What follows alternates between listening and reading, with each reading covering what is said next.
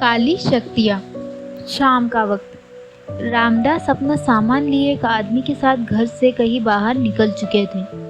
गांव के चौपाल पर बैठे कुछ लोग आपस में बातें किए जा रहे थे। एक आदमी कहता है, अरे भैया, ये देखो उस श्यामलाल का साथ का हुआ। देखे हैं, बड़ी ही भयानक मौत हो ही रही उसकी। वो अर्थी पर ऐसे लेटाए रही कि किसी को भी पता ना चली रही।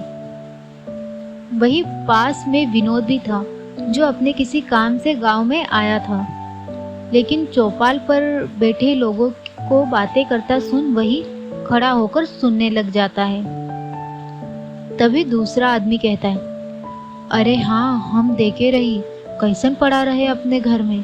उसके दोनों हाथ कंधे से अलग हो ही रही, पैर दोनों अलग अलग पड़े रहे, पूरा का पूरा जमीन लाल खून से भरा रहे। फिर एक आदमी कहता है, हाँ भाई, कैसन ही मौत हो ही रही उसकी तो। तभी जो पहले बोल रहा था वो आदमी कहता है, ये देखो मुखिया चले अपने बचाव करी खातिर। होनी को कौन टाल सकता है, वो काली शक्ति के सामने ये टोना टोटका का ही करेंगे। तब एक और आदमी कहता है, मुंह में गुटखा लिए हुए, जो काफी देर से सारी बातें सुन रहा था, हो या ना हो भाई, कुछ बंदोबस्त तो करवा के पीजिए, का पता कछु हो ही जाए।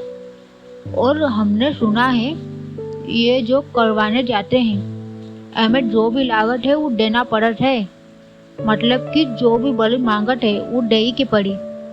अगर ना देव तो बस जावन शक्ति को रक्षा खातिर लाइल बा वो तोहरा पे हावी हुई जाते। तभी विनोद कहता है, ये आप सब किस बारे में बात कर रहे हैं, जरा अच्छे से समझा सकते हैं? ये भी जानना चाहता हूँ उसके बारे में। तब एक आदमी हंसते हुए कहता है, अरे वो शहरी बाबू, रात होने आई है, बेहतर यही होगा कि तुम ये सब ना जानो, वरना पता चले कोठी तक जाते जाते रास्ते में बेहोश हुई जाओ। तब विनोद कहता है, मैं डरता नहीं हूँ, तुम तो बताओ। तब वो आदमी कहता है, अच्छा इतने बहादुर बने फिरते हो, तो फिर सुनो। गांव के मुखिया वो श्राप से बचने के लिए किसी ऐसे तांत्रिक के पास जा गए हैं ताकि जिससे कि श्राप से बचा जा सके, और वो तांत्रिक भी काली शक्तियों से ही मदद लेगा, और बदले में वो जो भी मांगेगी वो मुखिया को देना रहेगा। अगर उस शक्ति ने किसी की बलि मांगी तो देनी ही होगी, वरना वो उस पे ही भारी पड़ेगी जिसकी रक्षा के लिए उसको लाए हैं। फिर विनोद आगे पूछता है, और वो श्राप क्या है और किसने दिया उसे? तब दूसरा आदमी कहता है, ईका, तुम तो पूछे ही पड़े रहे हो, अभी उसके बारे में बात करना ठीक नहीं है, तो अब तुम अपनी कोठी जाओ। मुखिया का घर। एक बूढ़ी औरत घर के बाहर बैठी हुई थी। उस औरत की उम्र लगभग बहुत ज़्यादा थी। देखने से लग रहा था कि वो मुखिया की दादी होगी। उसे देख मालूम हो रहा था कि वो अपने ज़माने की बहुत ही खूबसूरत औरत रही होगी, जो अब बुढ़ापे में ढलकर सुंदरता खो गई। वहाँ से कुछ औरतें जा रही थी। एक औरत कहती है, देख वो बुढ़िया को कैसे बैठी है। तो दूसरी औरत कहती है, अरे संध्या पहर ना ही दिखा, देख नहीं रही हमारे साथ हमारी बहू है, वो बांझ को दिखाकर इसे भी बांझ करना चाहती है, उसकी नज़र नहीं पड़े तो अच्छा है। और वहाँ से चली जाती है। इधर विनोद भी अपनी कोठी वापस आ जाता है। तब कुणाल कहता है,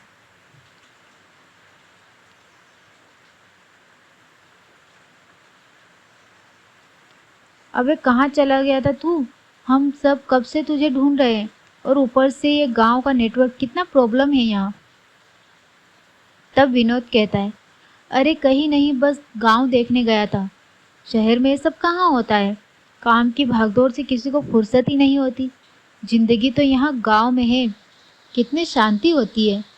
तब कुणाल कहता है, तुझे तो इस गांव में कोई शांति नज़र ही नहीं आती, जहाँ देखो वहाँ बस डरावनी चीज़ें दिखती है। तब विनोद कहता है, तो तू है भी तो फट्टू, तभी जरा सा कुछ देखने पर डर जाता है और वो विशाल से पूछता है, अब क्या देखा इसने डरावना? तो विशाल कहता है, अरे एक पल को तो मैं भी डर ही गया। एक औरत खुले बाल लिए सीधे दौड़ते हुए कोठी में चली आई, अभी जब हम तुम्हें ढूंढने आ रहे थे। पूरे बाल उसके खुले और सामने किए हुए थे। फ्लैशबैक। कुणाल पूछता है, विशाल ये विनोद कहाँ चले गया? ऊपर से ना तो लाइट है ना ही नेटवर्क मिल रहा है। यहाँ इंसान करे तो करे क्या? तब विशाल कहता है, चल गांव में चलते, वही कहीं गया होगा, इसी बहाने टाइम पास भी हो जाएगा। अभी जैसे ही उन लोगों ने दरवाज़ा खोला ही था कि उनकी आंखें फटी की फटी रह गई। एक औरत जिसके बाल पूरे खुले और सामने थे, वो दौड़ते हुए कोठी के अंदर आ जाती है। तब कुणाल हकलाते और डरते हुए कहता है, ये कौन है? क्या है? भूत? विशाल उसे चुप रहने का कहता है। उस औरत की हंसने की आवाज़ गूंजने लग जाती है। उसके हाथ पूरे खून से भरे हुए थे और उसका भी पूरा खून से भरा हुआ था।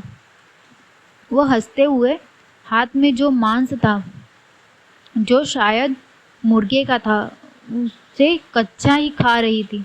उस मांस का सिर नहीं था, सिर्फ धड़ ही था, जिसे वो खाते हुए कह रही थी, नहीं छोड़ूंगी। कई सालों बाद मिला है मोहे ये मांस का एक टुकड़ा, अपने दांतों से काट लेती है। ये देखकर तो विशाल को पसीने आ रहे थे। तभी वहाँ कुछ और लोग और औरत भी आ जाते हैं, जिसमें से एक कोई तांत्रिक होता है। और वो औरत कहती है, बाबा जी देखिए अमर बहू के, छुड़ाइए उसे, क्या कर रही है? वो तांत्रिक उस औरत के पास जाकर उसके बाल पकड़ कहता है, छोड़ दे इस औरत को, तुझे जो खाना था मिल गया, अब इसे खाकर छोड़ दे। वो औरत अपनी गुस्से में लाल आंखें लिए कहती है, छोड़ मुझे, दर्द हो रहा है, छोड़ दूंगी ये खाने के बाद, चली जाऊंगी इसके शरीर से। तब तांत्रिक कहता है, पहले वादा कर, जब तेरे बाल छोड़ूंगा अगर तू दोबारा आई इसके शरीर में तो औरत कहती, नहीं आऊंगी, नहीं आऊंगी, अब अगर आई तो। उसने इतना ही कहा था कि औरत ने, तभी कुणाल चिल्ला देता है, आहा! और सब उसकी तरफ देखने लग जाते हैं और वो तांत्रिक भी उसके बाल छोड़ देता है और वो औरत बेहोश हो जाती है। इधर शाम को छाया अपनी सहेली से मिलने आई थी। छाया कहती है, बिंदिया हमें एक बात पूछनी थी, तुम बताओगी? बिंदिया कहती है, बताने लायक होगी तो ज़रूर बताएंगे। क्या बिंदिया बताएगी छाया को श्राप के बारे में? क्या उस औरत के शरीर को छोड़ दिया था उस शक्ति ने जिसने पकड़ रखा था? कौन थी वो शक्ति?